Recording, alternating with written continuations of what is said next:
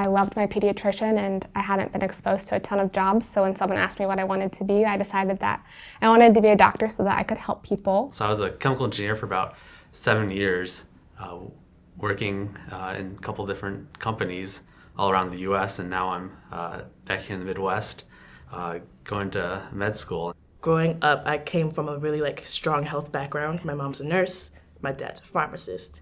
And I'd always decided I'd be interested in some type of health thing, but I wasn't really sure what type of health field specifically that I wanted to go into. My junior year of high school, I actually took AP Biology. That was the first honors class I've ever taken. I wasn't as gifted of a student growing up. I got plenty of C's and B's and didn't really know what I was good at. And then I took AP Biology, did very well, and ended up falling in love with science. It's not as easy to see people that come from the same background as you that are able to overcome obstacles and become doctors or engineers or these other types of professionals.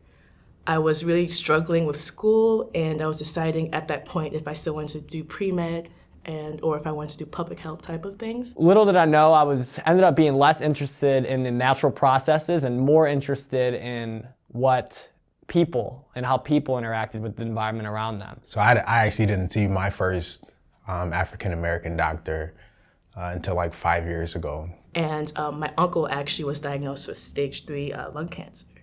And then basically at that moment I was like, yeah, I'm definitely doing medicine for sure. If people are my passion and science is also my passion, medicine would be a perfect route for me to live that out. That's one thing that I'm really passionate about is trying to show people that come from my background that you can make it. It's possible to navigate poverty and homelessness and all these other things and reach the height of a medical profession. I'm on Belarus's international fugitives list. Basically, I'm internationally thought by Belarus. So yeah, I don't think I'll ever be able to go back to that country. And since then, multiple relatives have passed away, were sick, and I can't even go to the funeral, and that's kind of like a sacred thing in my culture, just one thing, right before I came here to Columbus, my grandfather passed away, and from lung cancer, and actually I have already 4 relatives who passed away from lung cancer in the past 5 years or so. So it's kind of an interesting block for me, learning all about that. When I first started out, I only got to shadow the medical assistant, so I went in and I got the patient from the waiting room and would listen to their list of medications, and if I was lucky, I got to take their blood pressure. The majority of the patients are straight from Japan, and I usually have to speak in Japanese with all the patients.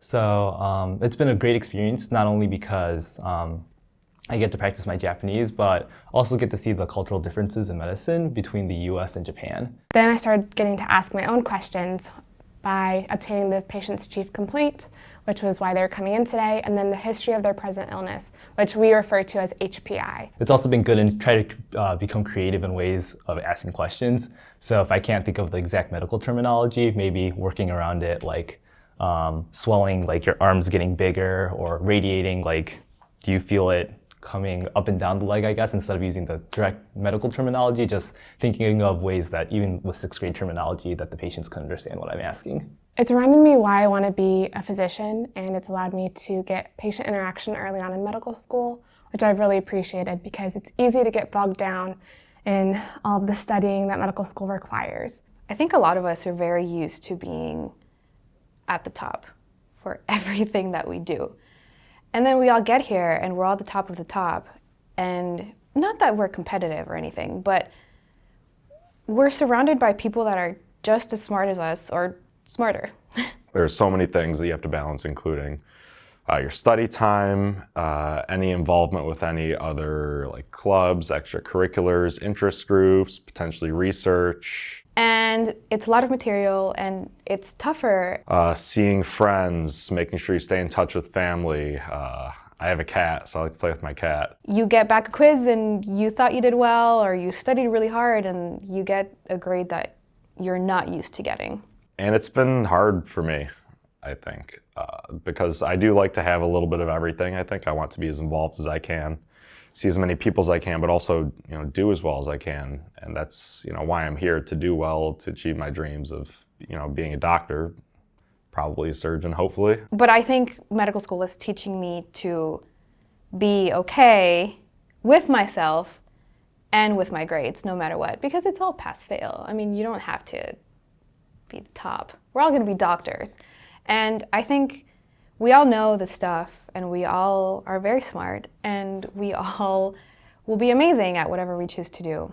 That idea of balance, it might seem sort of arbitrary, but it's crucial to living a whole fulfilled life. I have spoken to some friends, and we send each other messages like, hey, just a reminder that you're smart and you're good and you got here and that's what matters, and you're gonna be fine.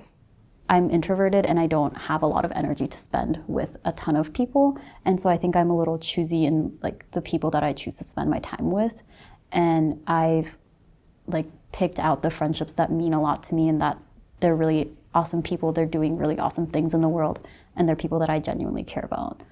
And so if I can spend my time more in a more meaningful way for me, and I can be around people who inspire me and who make me want to be better and believe that we can do things in the world, I think those are the people that are my friends.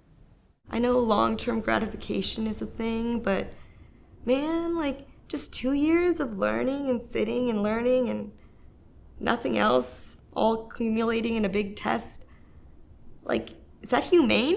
Is that how we want to form the future doctors of America? Is this really the best way? I don't have any necessarily better ways, but you can get back to me on that, and I'll be thinking about it. I don't know. Honestly, it's kind of seeing the same people it's like a two-handed thing. Seeing the same people every day, you love it and you hate it, because it's one, you're I don't see my parents every day. I don't see my sisters every day. I don't see my friends every day. And so you get really close to your medical school friends, but sometimes they're do I have to see you again today? But I think that it's those extra things that aren't just sitting in the library all day that make not only life better, but med school better, and it builds you up as a person. Just sitting all day and studying, it's miserable, but you don't really grow from that. Your knowledge might grow from that, but your real world experiences, your character, your skills outside of studying and doing well on tests don't grow from sitting in a chair for 8+ hours and watching lectures and taking notes and doing flashcards, and it's just not how life works. I didn't really realize that I was a minority until I moved to Ohio, because I was always amongst people that looked like me. And so now that I'm here, not only am I a minority in general, but also in the field. And I've also realized that the people that should be listening to the conversations that we're having about inequality and disparities are not the ones that are actually listening to these conversations. So now that I've come to this realization, I'm wondering, how do we make these people participate in these conversations so that they're aware of what's going on, and so that they're aware of, I guess, the general being of minorities in medicine, because I feel like that's important. And I feel like it starts off with your friends, because they already know you, so it's easy to talk to them, and then from then they'll talk to their friends, and it could spread like that very easily. But now it's all wrapped up in my head. How do we start this conversation in the first place? Before I would be I don't have time to talk to you right now, talk to you later. But now it's more I don't talk to you all the time, so I want to hear what's going on in your life. I want to make sure you're okay.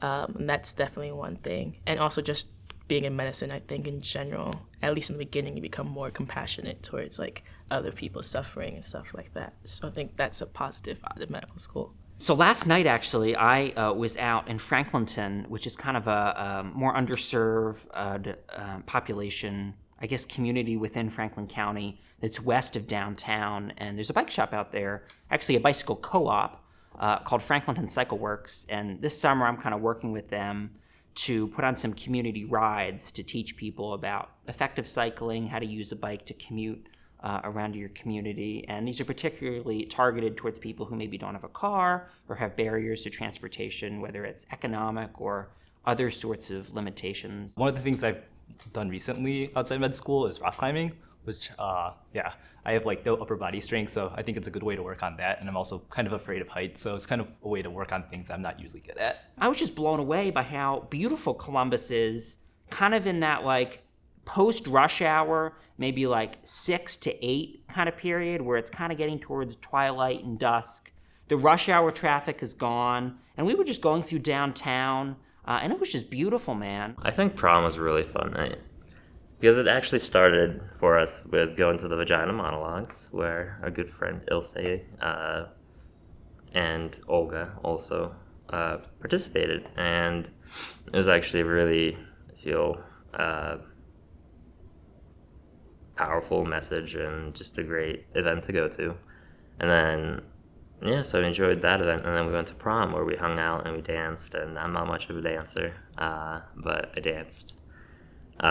Maybe a little bit of alcohol was involved in letting me do that. So I took 10 days to go to Bali, Indonesia. And this was during our 5-week endo repro block. And honestly, it was like the best decision I could have made. I am so happy I got to like experience something else and got to do something else and not just be stuck in this like these white walls with no windows. Am I behind? Yes, I'm behind. I'm like probably like 2 weeks behind, a week and a half behind, which might be alarming to some people, but I was like 3 weeks behind in cardiopulm, and we still managed to pull off that 70-degree cutoff point. Or 70%.